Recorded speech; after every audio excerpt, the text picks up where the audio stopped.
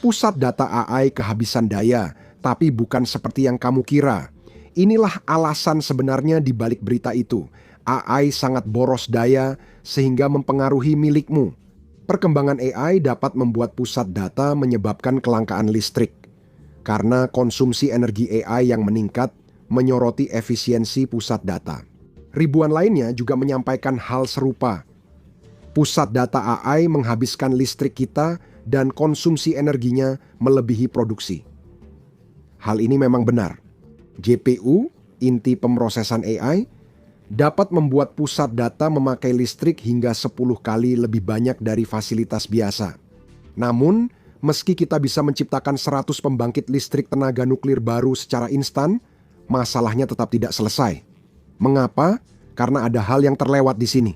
Dalam jangka panjang, pusat data AI mungkin menjadi salah satu dari 4 penunggang kuda kiamat secara metaforis bagi iklim kita yang sudah semakin memburuk. Namun, ada satu detail teknis yang mungkin terlewat. Perangkat keras kurang menarik yang menentukan apakah pusat data bisa terhubung ke listrik trafo. Mesin-mesin berat ini memungkinkan pusat data memaksimalkan jaringan listrik hingga batasnya. Itu baru tantangan awal. Bayangkan seperti ini. Kita membangun 100 pembangkit listrik tenaga nuklir baru dengan kapasitas energi luar biasa.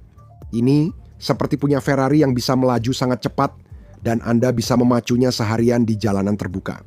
Dan pusat data AI yang merupakan rumah jagal industri raksasa di pinggiran kota beroperasi 24 jam sehari 7 hari seminggu dan membutuhkan pasokan terus-menerus.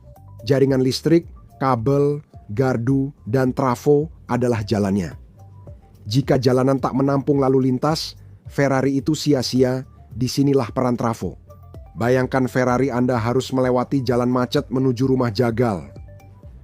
Sekencang apapun mobil Anda tetap tidak akan bergerak. Tanpa trafo yang tepat, listrik seolah tidak ada dan trafo yang dimaksud di sini bukan trafo biasa di rumah Anda. Ini adalah peralatan besar dan khusus. Ukurannya kira-kira sebesar kulkas dan hampir seluruhnya dibuat sesuai pesanan.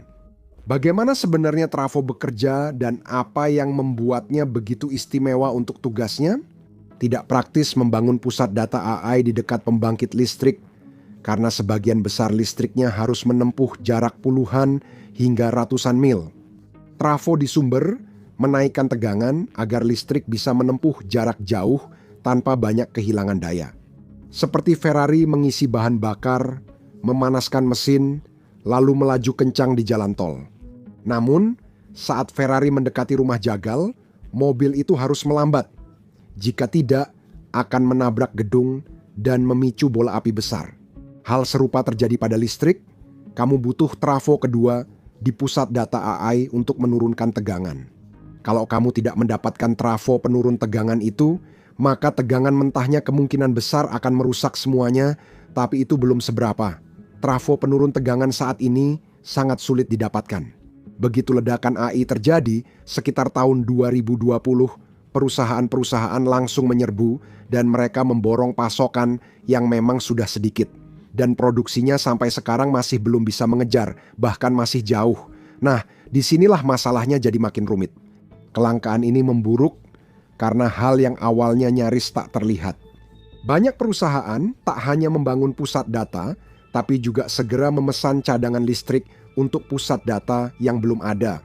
Mendapatkan listrik untuk fasilitas AI besar tidak semudah langsung colok dan pakai. Perusahaan harus mengajukan permohonan, mendapat persetujuan, dan terhubung ke jaringan listrik yang padat sehingga harus antre panjang. Jadi perusahaan-perusahaan memesan kapasitas lebih awal dan seringkali memesan jauh lebih banyak dari yang sebenarnya mereka butuhkan saat ini. Semua itu hanya untuk mengamankan posisi mereka.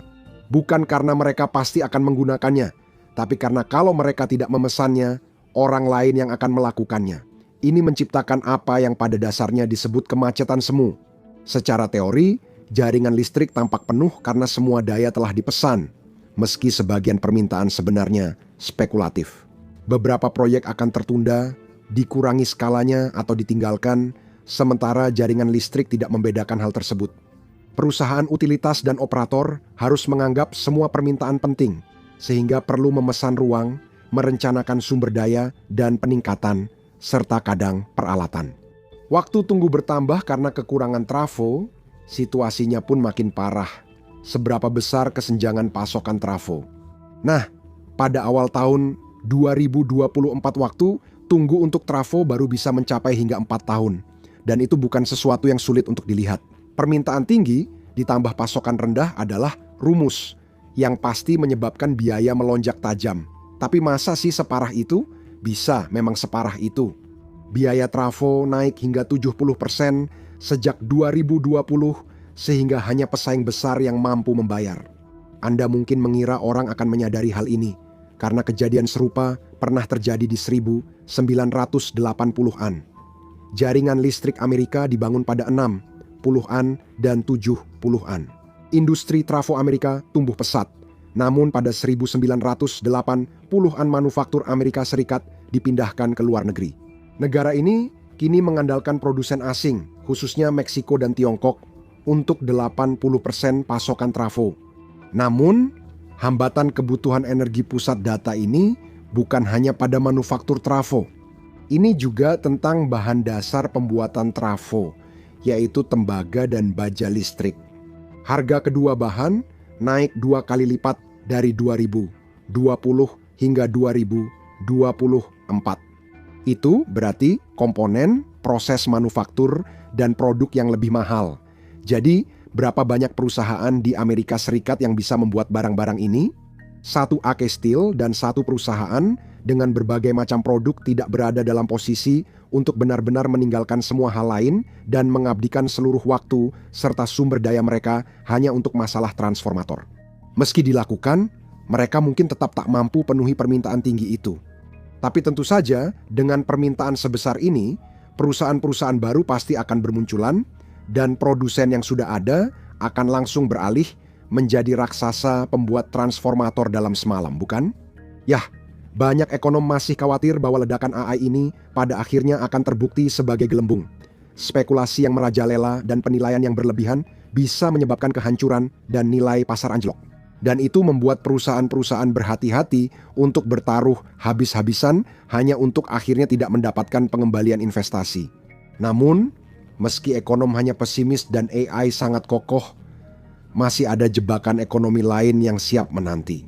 Kelebihan pasokan menurut Edward Wilford, seorang analis semikonduktor di perusahaan konsultan Omdia.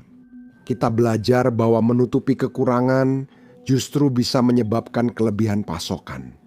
Tidak ada yang ingin membangun infrastruktur di mana Anda butuh 10 tahun untuk melunasinya dan kemudian tiba-tiba nilainya menjadi tidak ada. Artinya karena Anda membangun terlalu banyak. Semikonduktor benar-benar menjadi poin referensi penting di sini karena mereka adalah contoh terbaru dan sangat berharga dari apa yang disebut para ekonom sebagai efek cambuk. Saat pandemi COVID, semikonduktor sangat dibutuhkan, seperti transformator untuk pusat data AI sekarang. Keduanya adalah komponen penting teknologi. Permintaan itu menarik banyak perusahaan untuk mengambil untung dari kelangkaan, sehingga mereka meningkatkan produksi semikonduktor secara besar-besaran. Ketika investasi besar untuk meningkatkan produksi berhasil, ternyata sudah tidak dibutuhkan lagi.